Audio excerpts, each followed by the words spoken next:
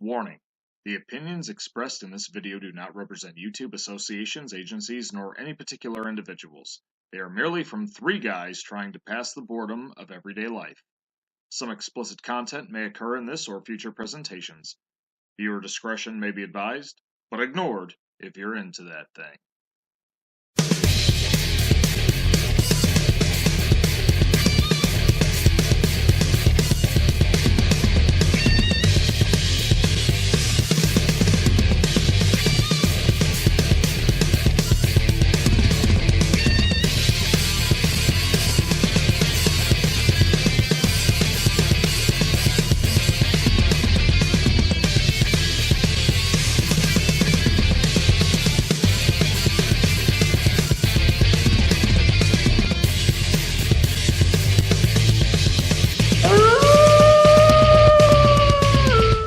What's going on, guys? I'm the Big Bad Wolf Benny. I'm Wildman West. And I'm DJC. And this video we're going to be doing today goes out to my dad. What's up, Dad? For you, finally. I know. Sorry, Dave. He asked for this in Season 1, and we kind of got busy with some other projects, and then Shocktoberfest we had to start shooting for, so we didn't really get to it like we said we would right away. Well, better late than never, right? So we figured why not kick off Season 3, Episode 2 with this one. So we're going to be doing the movie Gone in 60 Seconds. I know what you're thinking. The Nick Cage one? No. Nope. OG 1974, directed, starring, and written by... H.B. Haliki. I can't say that name, so we let him do it. I'm So not very good anyway, with names most of the time anyway. The story's pretty much the same with the new, with the remake. Just a couple different things. They're actually all professional car thieves, like the original one. All the cars, they still have code names. There's an Eleanor. The only thing that's different is the main character, Pace, played by the director. He works in the insurance business, so he has a rule that when they steal a car, it has to be insured. So this way, the person losing the car is not really losing the car; they're going to get their money back. So that's his only rule. So this drug kingpin from South America or South Africa, I can't remember. Africa. It's one of the two, one of the Souths. They want him to steal 48 cars in a given time period, just like the remake. And he takes it, and everything's going well. They're stealing like limousines, a couple other things, that are kind of extravagant, a little eccentric. Some, normal stuff. Like they end up stealing a Cadillac that has heroin in it. Whoops. So of course they want to get rid of it, destroy it. But one of the Chase brothers, Eugene, decides that maybe they can make some side money on it. And of course everybody disagrees, and they try to burn the car. But Eugene, sneaky as he is, keeps the heroin for himself. So hey. What can you do? So finally, they have all the cars except for the big one, Eleanor, the Mustang. Oh, Beautiful car. yes, it is. So anyways, now, again, going back to his rule is he won't steal a car that's not insured. So they literally, go from one Eleanor to another, to another, to another. They actually go through, 4 different Eleanors. The best one is, though, when he steals the third one because they think it's insured. They go on a 40-minute car chase. They destroy 93 cars in the scene. It's pretty cool scene, actually. Keeps your attention the whole time. And then, of course, he finds out that it's not insured, so he can't take it. So he ends up duping this chick out of her Mustang for Eleanor at the end of the movie, and he drives off into the sunset. And that's pretty much the whole movie. Yeah. Now, of course, there's all this little stuff that happens in between. Oh, we don't want to ruin the movie for you. Go see it. Because it is a lot better than the Nicolas Cage one.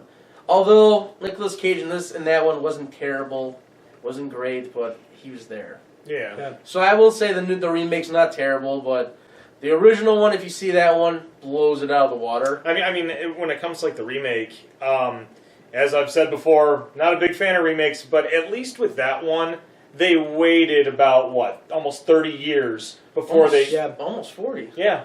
What I'm saying is, they waited a while on this one. They did. They didn't do it 5 years later. I mean, the same thing kind of goes with the Ocean's movies. They did the same thing. Kind of held off. So that's good. So we'll give that on the plus side for that remake. Yeah. Like I said, the storyline's a little different, which I liked, instead of him going back because his brother up. Yeah. So that's cool. But anyways, let's just jump into what we liked about the movie, what we didn't like, and then we'll give it a grade. Well, I mean, obviously one of the best things I like about it is the cars. Oh yeah. You kind of have to say you like the cars if it's a movie that's about cars. Yeah, Eleanor. Eleanor is beautiful. Beautiful Always car. beautiful. Oof. But other than that, I mean, of course, when the movie is directed, produced, and starring the same person, I mean, It kind of has complete creative control over it, which I mean, very similar, kind of like with Stallone and the Rocky movies. But I mean, Halicki did a good job. He did. He did a very wonderful job with how he wanted his image to be. I'm not a big car guy, and this is one of my favorite car movies. I think the only car movie franchise that I like better than this is the Cannonball Run. Fair enough, which we will be doing later on in the show because I love those movies. And the cast alone make it worth watching. And speaking of the cast with this one, I mean, a lot of it was, I wouldn't say no-namers, it's just I don't remember a lot of the I'm pretty sure most of them were just his friends. Yeah. And they just got in the movie that way. And because I double-checked like IMDb and all that to see what other movies they were in. I didn't see I want to say, I'm about 95% sure that all these guys were his friends and they all had intimate knowledge about cars. But then again, when it comes to making films and stuff, it's kind of like stuff that we do. You kind of have to be with your friends to make something really good. Right? Yeah, I like, well, I think it's more believable, the first one, the original one, because it's given like a 5-day period, as where in the remake it was like one night or it was like, something like. I think it was actually like 36 hours. Yeah, like a day and a half. Yeah. Because they spent like the first 12 hours reconning everything. Yeah. And then the next one they were stealing everything. Kind of that willing suspension of disbelief we always talk about. Yes. I think my favorite as far as probably the 40-minute car chase scene. Like, I mean, kind of going back on that idea about a car movie, you kind of have to have 93 minutes, 93 cars destroyed, 40 minutes kept your attention. Yeah. Very fast paced. That's cool. That's what we wanted. That's what most of the car guys who watch these movies actually want to see. Yeah. So they got what they wanted. I do like too that he's in the insurance business and he won't steal a car unless it's insured. So that's like his one rule. Kind of like adds a little humor to the fact. It does, and it's kind of cool too because then at least people aren't getting their cars stolen and now they just lost a car that's probably worth some money. They're getting their money back for it. Yeah. So at least it's kind of cool. Anything we didn't like about the movie? Not really much. I mean, other than the fact that the character of Eugene pulling his little scheme. I mean, you cannot kind of say it was predictable in a way, but at the same time, if you were put in that position, would you not do it? I mean, you're already breaking the law. Yeah, stealing cars. Exactly. Stealing cars, drugs. I would say on a predictability level. Yeah, you knew eventually somebody was going to crack and go get greedy and decide to make a little more money. So, but you kind of think it might have been, like maybe the main character might have had, because normally in a movie like that, moment of weakness. Yeah. Like from a main person, not really a side character. And I think it's more believable from a side character. Well, yeah. He's not the one calling the shots. So. Well, and I almost thought like Pace's brother might.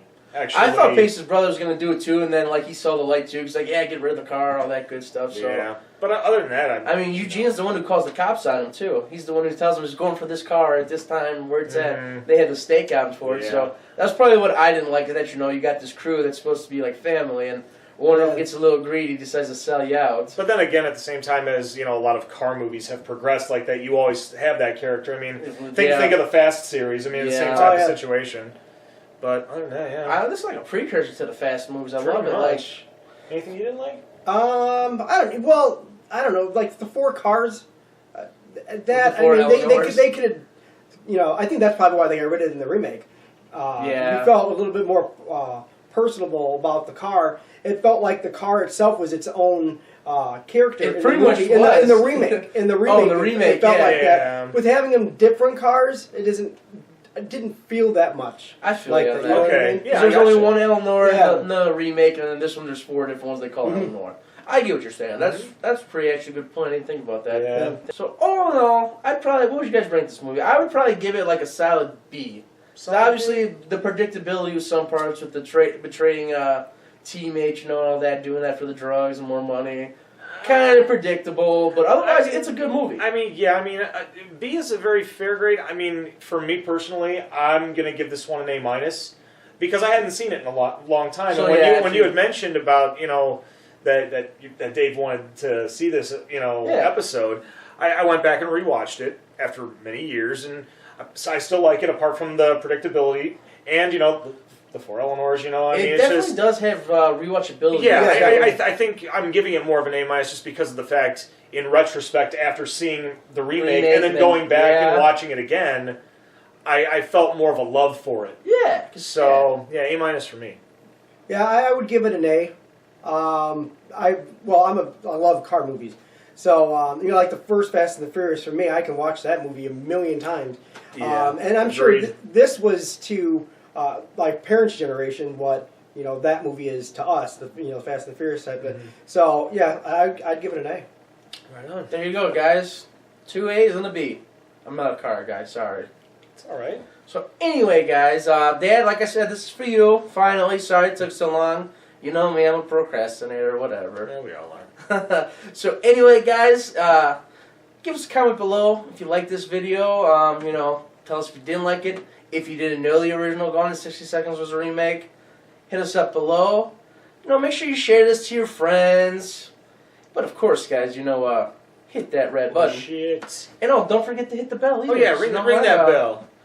You guys want to know when our videos are up, right? I mean, you're sick and tired of standing by the computer all day waiting for an episode to come up. So you ring that bell, you know, you're free to go do other stuff. You can read a book. You can have a brew with your friends. Yeah. All that good stuff. So, as always, though, I am your Big Bad Wolf Benny. I'm the Wild Man Wes. And I'm DJC. And we'll see you next time on the Wild Wolf Show, or one of our many, many, many, many side projects on Dragonfire Entertainment. See you soon.